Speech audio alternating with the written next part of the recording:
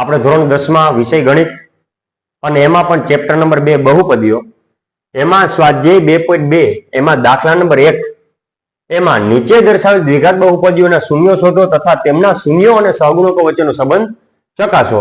એમાં આપણે દાખલા નંબર 5 જોવાનો હતો. ગયા વિડીયોમાં આપણે ચોથો દાખલો જોયો હતો, આજે પાંચમો દાખલો અને એની રકમ છે t વર્ગ ઓછા 15. અલગ ક્યાં પડી છે રકમ? તો કે આનું જે પહેલાનો દાખલો ચોથો દાખલો છે એમાં આપણને અચળ પદ આપેલું નહોતું. હવે અહીંયા જે છે ને અહીંયા પણ એક પદ, જેમ અગાઉના દાખલામાં અચળ પદ મિસ હતું એમ અહીંયા પણ એક પદ મિસ છે. એ કઈ રીતે આપણે લેવું એ આપણે આગળ દાખલામાં જોશું. અત્યારે t વર્ગ ઓછા 15 t વર્ગ ઓછા 15 બરાબર 0. હવે આમાં કઈ મેથડ લાગુ પડશે? તો કે t વર્ગ કોનો વર્ગ? તો કે t અને એનો વર્ગ. તો જો t એનો વર્ગ એટલે t વર્ગ ઓછા ના ઓછા. હવે 15 છે, 15 એ કોનો વર્ગ થાય? તો કે વર્ગમૂળ 15 નો વર્ગ. 15 છે એ કોનો વર્ગ?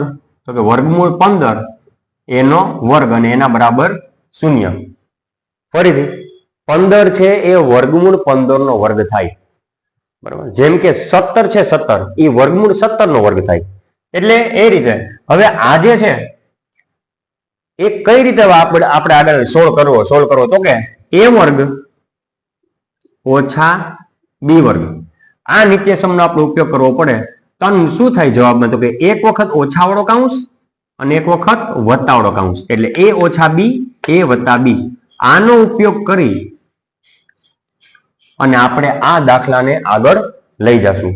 તો જો અત્યારે અહીંયા a નો વર્ગ ઓછા b નો વર્ગ, એટલે a બરાબર શું છે અહીંયા t અને b બરાબર શું છે વર્ગમૂળ 15. તો હવે આ નિત્યસમનો ઉપયોગ કરીએ a વર્ગ ઓછા b વર્ગ, તો કે એક વખત ઓછા વાળો ને એક વખત વત્તા વાળો. તો જો એક વખત t ઓછા વર્ગમૂળ 15 ગુણ્યા એક વખત હવે વત્તા વાળો કૌંસ બનાવી નાખો, t વત્તા વર્ગમૂળ 15 ને એના બરાબર 0.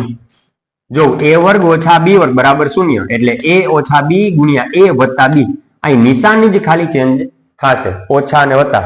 કદાચ તમે આમ લખો t વત્તા વર્ગમૂળ 15 અને t ઓછા વર્ગમૂળ 15 બરાબર 0, તો પણ દાખલો ખોટો પડે નહીં. હવે આગળ દાખલો લઈ જઈએ તો t ઓછા વર્ગમૂળ 15 એના બરાબર શું થાય? 0. અને t વત્તા વર્ગમૂળ 15 એના બરાબર શું થાય? 0. હવે t ને તમે જે છે કરતા બનાવો તો t બરાબર વર્ગમૂળ 15 છે એ માઇનસ છે, બરાબર ની જમણી બાજુ જશે તો કેવા થઈ જશે? વર્ગમૂળ 15 પ્લસ થઈ જશે. એટલે આ પ્રથમ શૂન્ય મને મળી ગયું. તેવી જ રીતે અહીંયા જે t છે એને આપણે જો કરતા બનાવી દો પ્લસ વર્ગમૂળ 15 બરાબર ની જમણી બાજુ જશે તો પ્લસ ના શું થઈ જશે? માઇનસ વર્ગમૂળમાં 15. આમ બે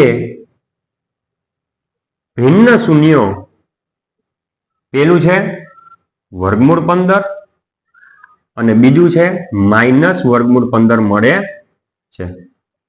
આમ બે શૂન્ય મળ્યા આપણને. હવે આપણે a b અને c ની વાત કરવાની થશે. તો ફરીથી હું રકમ લખું t વર્ગ ઓછા 15 બરાબર 0. હવે મેં દાખલો શરૂ કર્યો ત્યારે જ એક વાત કહી હતી કે એક પદ મિસ છે. તો એ છે 2 ઘાત પછી 1 ઘાત વાળું પદ. 1 ઘાત t ની 1 ઘાત વાળું પદ છે નહીં, તો એને આપણે ગણતરીમાં લેવું પડશે. t વર્ગ વત્તા 0t અને એની 1 ઘાત. કેમ કે જો t ની 1 ઘાત શા માટે નહીં હોય? તો કે t ની 1 ઘાત છે એ 0 હારે ગુણાયેલી છે, તો જ 0 ગુણ્યા t1 શું થઈ ગયું છે? 0. તો જ એ આમાં લખાયેલી છે નહીં. એટલે વત્તા 0t ની 1 ઘાત અને ઓછા 15 બરાબર 0. શું કર્યું? જો જે ઘટતું હતું ને એ પદને મેં 0 સાથે ગુણીને એડ કરી દીધું. તો જો t વર્ગ વત્તા 0t એટલે 1 ઘાત અને ઓછા 15 બરાબર 0. હવે a b અને c આપણને મળી જાય. t વર્ગ ની આગળ કાંઈ નથી, કાંઈ ન હોય તો શું? એક તો હોય જ, એટલે કે એ આપણો a થશે, એટલે કે a બરાબર 1. હવે 1 ઘાત એની સાથે જે ગુણાયેલું હોય એ આપણો b થશે, એટલે t ની 1 ઘાત ની સાથે 0 છે એટલે એ આપણું b થાય. અને અચળ પદ કે જે આપણે થશે -15. તો a b અને c આપણને મળી ગયા. હવે આપણે વાત કરશું જો શૂન્યો આપણે બે મેળા શોધાઈ ગયા, વર્ગમૂળ 15 અને ઓછા વર્ગમૂળ 15. હવે આપણે વાત કરવાની છે શૂન્યો અને સહગુણકો વચ્ચેનો સંબંધ ચકાસવાની. તો એમાં પહેલા આપણે કરશું શૂન્યોનો સરવાળો. તેથી શૂન્યોનો સરવાળો એટલે કે આલ્ફા વત્તા બીટા બરાબર, જો બે શૂન્ય મળ્યા કયા કયા, વર્ગમૂળ 15 વત્તા બીજું શૂન્ય આપણે કૌંસમાં લખવું પડશે કેમ કે માઇનસમાં છે, માઇનસ વર્ગમૂળ 15, માઇનસ વર્ગમૂળ 15.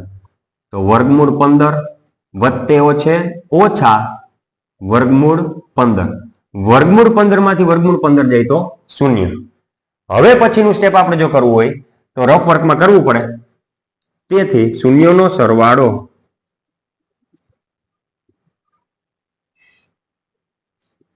માઇનસ બી ના છેદમાં એ, માઇનસ એમને બી એટલે આપણી પાસે શું છે અહીંયા શૂન્ય, અને એ એટલે કે આપણી પાસે શું છે અહીંયા 1, એટલે કે શૂન્ય ભાગ્યા 1 એટલે કે શું થાય શૂન્ય. હવે શૂન્ય ને પ્લસ કે માઇનસ નિશાની તમે ન લખી શકો, ન લખો તો ચાલે.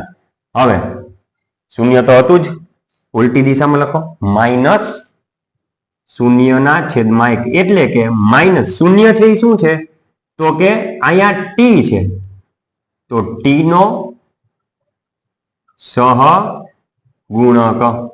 અહીં જોઈ લો શૂન્ય છે, શૂન્ય એ કોનો સહગુણક છે ટી, અને એક કોનો સહગુણક છે ટી વર્ગનો, એટલે છેદમાં ટી વર્ગનો